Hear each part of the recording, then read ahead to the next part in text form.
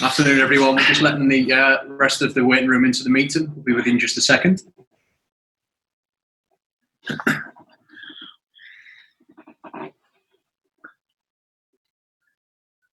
Okay, and we're going to go straight to Tim Thornton at Sky Sports. Hi, Tim. Hi, Steve. Okay? Tim, I'm fine, thank you. It's been a tough couple of weeks with all the disruption off the field. So does that feel like a big win today? Well, I can't give credit enough to the players and the staff who have worked tirelessly behind the scenes as well over the last couple of weeks, and certainly the medical department. The decision to shut us down was absolutely spot on, because the way it was ripping through everybody was a huge decision, which in hindsight now is a great decision, because if somebody had told me last Monday would we have played the game, I don't think it would be possible. Thankfully, in the last week or so, we've had everybody tested negative for what's been left, and a couple of players, 3 players playing today who've had the virus, but it's obviously left them in the negative. But it's the after effects. It's the effects on them, the way they've been and the way they recover. And we've still got 2 or 3 who are poorly as we speak now. So I'm delighted for everybody concerned. It's been a really challenging 10 days or so. You made a couple of positive changes and 2 of the subs combined for the winner. Was it fitting that Dwight Gayle would score against West Brom? Fitting, how good it was to see him fit and work tirelessly hard to get here. He's a very, very good striker who, in the back end of last season, when we came back from lockdown, was really, really on fire. So he's had an awful knee injury. He's got back, but it was a great ball from Jacob. Great ball, and 2 wingers playing as fullbacks. Maybe that's the way forward. 3 points off 5th place with a game in hand. Can you get in and stay in that top half of the table?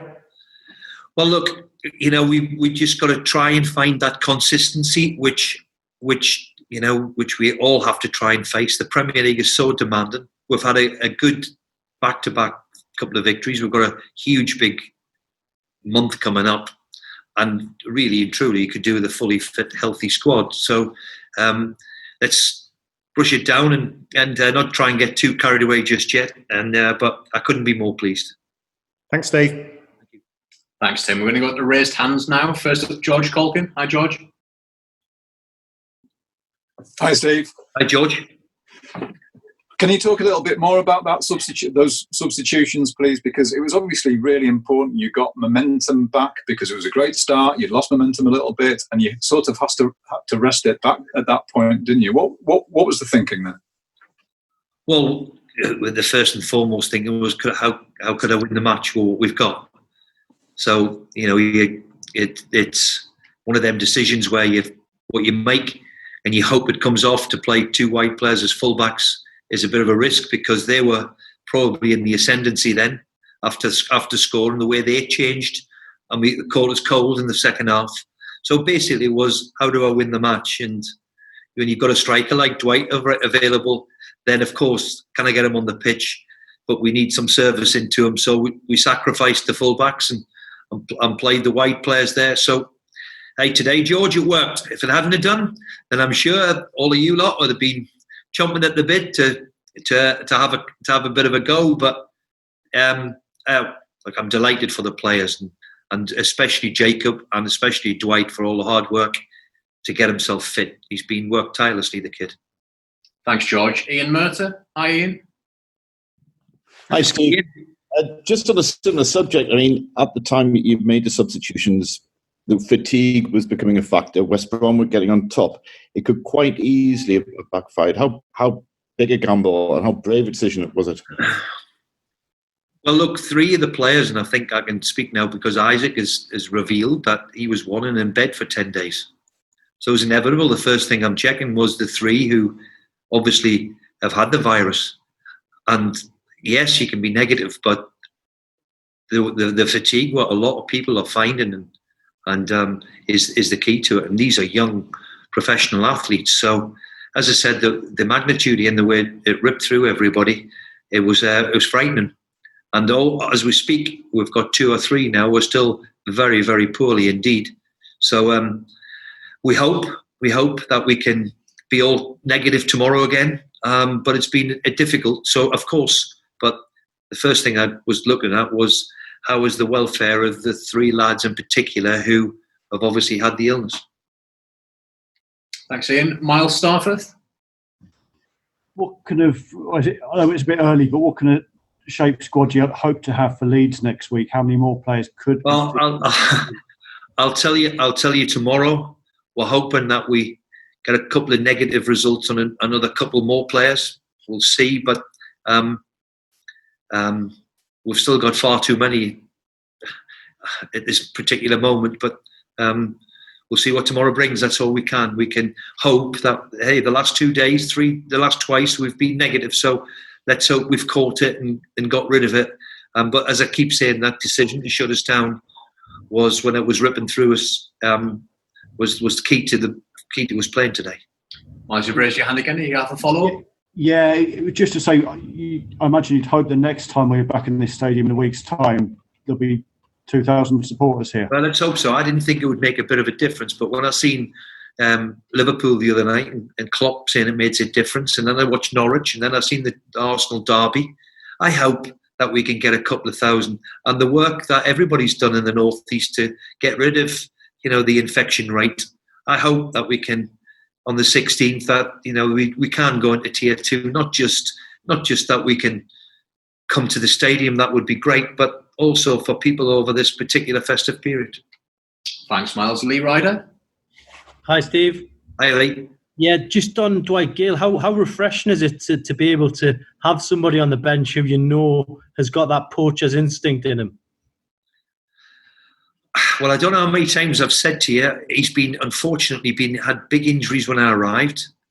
And I've tried to sign Dwight 3 times and could never afford him. He was always too much money. I've told him that many, many times, and he knows. He knows what I think of him as a player. He's a goal scorer. And the knack of being across, even agreed, I think it's Ivanovic, I'm not too sure, but let's be fair, it was a great delivery. But he was unfortunate a time before that, he nearly got on the end of one.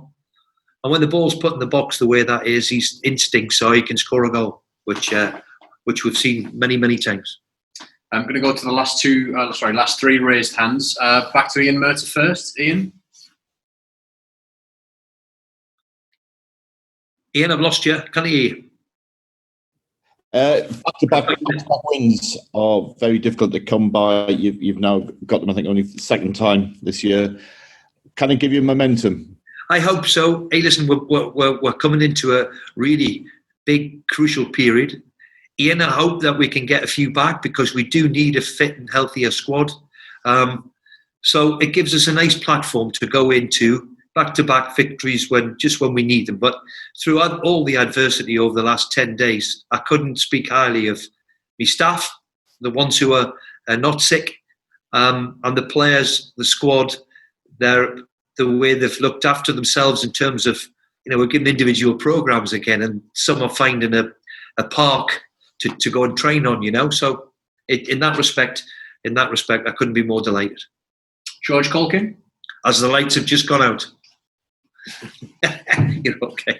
That's bright enough, isn't it? You talked about Isaac and what he'd sort of been through personally in the last kind of couple of weeks, but he's also come into the team there and played in a position. I know he's played it before, but doesn't do it very often. But he's slipped in there and been very comfortable. He's one of those great players to have, isn't he? I said to him on Wednesday that my old chief scout, Stan Tennant, watched him as a kid at Arsenal and said he's an outstanding centre-half. And it stayed with me. One of the reasons why I took him to Hull was the insistence of Stan. And I played him in midfield, which, when he was only a boy. So I always remembered it this week. And to be honest, we didn't have many more options.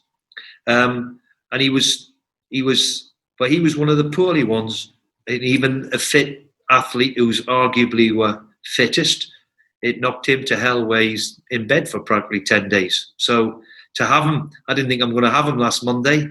So to get out of his bed and dust himself down and produce a performance like that, out of position, was great to see. And last question, David Facey. Hi, Steve. David? Hello there. Steve, with especially with Dwight back, you look like a team that's got goals in the side from various points. Is that something that you think in particular will help you kick on in? Look, I mean, since I've been at the club, particularly in the last window, we've brought people to the club who can be at the top end of the pitch that can make, in my opinion, that's the difference in the Premier League. What we got at the top end of the pitch, of course, you've got to get the balance right defensively too, of course. But can you be a threat at the top end of the pitch? And now with the addition of Callum, and we haven't seen much of Ryan Fraser yet, who hopefully he'll be okay for Wednesday or maybe Saturday. The players that we've tried to bring in, Almiron, Joe, Andy Carroll, is all to make a difference at the top end of the pitch. And when you've got somebody like Dwight fit, then it's always nice to have. Thank you, everyone. Enjoy your weekend. Thanks, chaps, ladies. Oh, God.